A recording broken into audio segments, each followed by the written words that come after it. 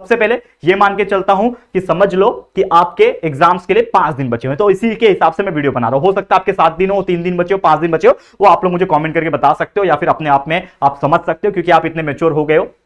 तो एक नॉर्मल मैंने पकड़ा हुआ है कि समझ लो कि आपके 5 दिन बचे हुए, मान लो आज से काउंट करूंगा तो 5 दिन बचे हुए, और अगले दिन 5वें दिन के 6ठे दिन यानी अगले दिन में आपका एग्जाम स्टार्ट होने वाला है। तो आप कैसे पढ़ाई करो, तो हमारा टॉपिक भी वो ये है कि एग्जाम के 5 दिन पहले आप कैसे स्ट्रैटेजी बना सकते हो, कैसे अपना पढ़ाई कर सकते हो। तो सबसे पहली बात देखो, एग्जाम जो है वो स्टार्ट होने वाला है, और बहुत सारे बच्चे से जो मैंने बात की और हाल ही में कुछ बच्चों का मुझे कॉमेंट जो आया वो 28 अगस्त 29 अगस्त यानी कि अगस्त के एंडिंग तक उनके एग्जाम जो है, यूनिट टेस्ट जो है वो स्टार्ट होने वाले।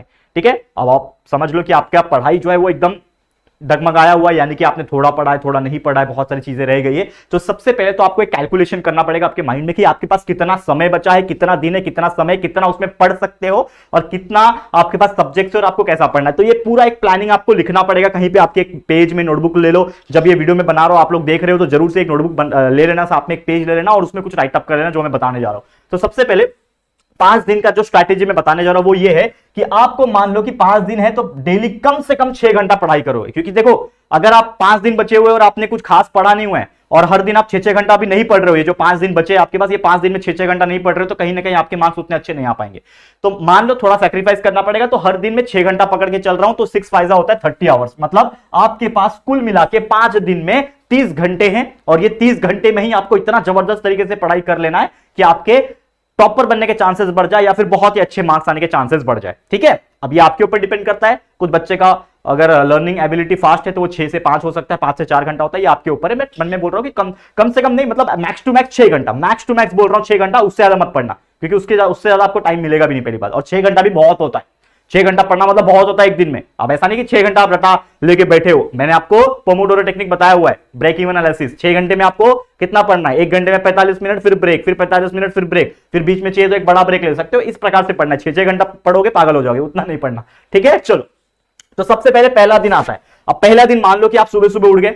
अब पहला दिन आपको सबसे पहले आपका नोटबुक, पेन वेन सब लेके बैठना है और हर एक चैप्टर्स को गिनना है कि मान लो आपके पास चैप्टर्स कितने हैं। एनालाइज करो, एनालाइज ऑल योर सब्जेक्ट्स, जितने भी आपके सब्जेक्ट्स है उसको एनालाइज करो। मान लो साइंस है, साइंस में 3 चैप्टर आने वाले, ठीक है, कौन कौन से आने वाले लिख दिया। मैथ्स में 2 चैप्टर आने वाले, मैथ्स 2 में 2 चैप्टर आने वाले लिख दिया। इसमें ये आने वाला, एसएसटी में आने वाला है, मतलब जो भी आपका सब्जेक्ट है। आप 11-12 के स्टूडेंट हो तो फिजिक्स, केमिस्ट्री, मैथ, बायो हो गया, बीके हो गया, कॉमर्स के बच्चे हो तो एसपी हो गया, इको हो गया, ये सभी चीज आपको लेना है। अपने सब्जेक्ट्स के अनुसार आप उसको एनालाइज करो, नंबर ऑफ चैप्टर्स काउंट करके लिख लो। ठीक है, आपको एक आइडिया लग गया कि कौन कौन से चैप्टर्स आने वाले हैं, क्या क्या टॉपिक्स आने वाले हैं, ये आपको एक आइडिया लग गया। उसके बाद आपको स्टार्ट करना है उसी दिन, मात्र 1-1.5 घंटा 2 घंटे में आपका पूरा प्लानिंग हो जाएगा। अब प्लानिंग करने के बाद अपनी पढ़ाई स्टार्ट कर देनी है। अब आप जो डे 1 में हो, तो डे 1 में आप कौन सा सब्जेक्ट की पढ़ाई स्टार्ट करोगे, तो डे 1 में आपको स्टार्ट करना है लास्ट एग्जाम जो होगा ना आपका, समझ लो आपका एक आखिरी एग्जाम है। और ऐसा भी नहीं है कि हर एक सब्जेक्ट के लिए आपको पहले से पढ़ने की जरूरत नहीं है। मान लो कोई लैंग्वेज सब्जेक्ट है, तो लैंग्वेज सब्जेक्ट जिस दिन उसका पेपर है उस दिन जो समय मिलता है उस दिन भी पढ़ोगे तो भी आपको मैथ्स मिल जाते हैं लैंग्वेज में।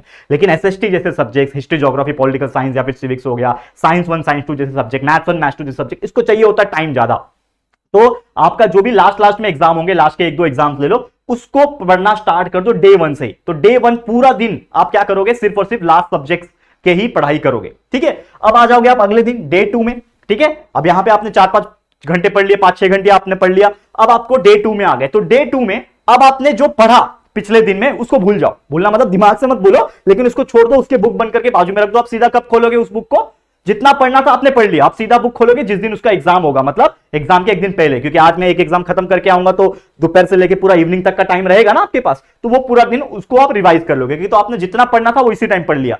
फिर जो सेकंड जो डे रहेगा उसमें सेकंड लास्ट सब्जेक्ट निकालो। मान लो कोई साइंस का सब्जेक्ट है तो वो निकाल लो, उस दिन पढ़ो। डे 3 में आप क्या करोगे, जो आपका पहला पेपर है, मान लो पहला पेपर आपका लैंग्वेज है, मान लो पहला पेपर मैथ्स है, उस पेपर को, उस सब्जेक्ट के जो भी बचे कुछ टॉपिक्स रह गए आपका पढ़ना बाकी है वो आपको लेना है, और साथ में कोई और एक सब्जेक्ट ले लेना है, रैंडम सब्जेक्ट जो समझ लो सेकंड एग्जाम है, 4th एग्जाम है, 5th एग्जाम है, वो सब्जेक्ट ले लो।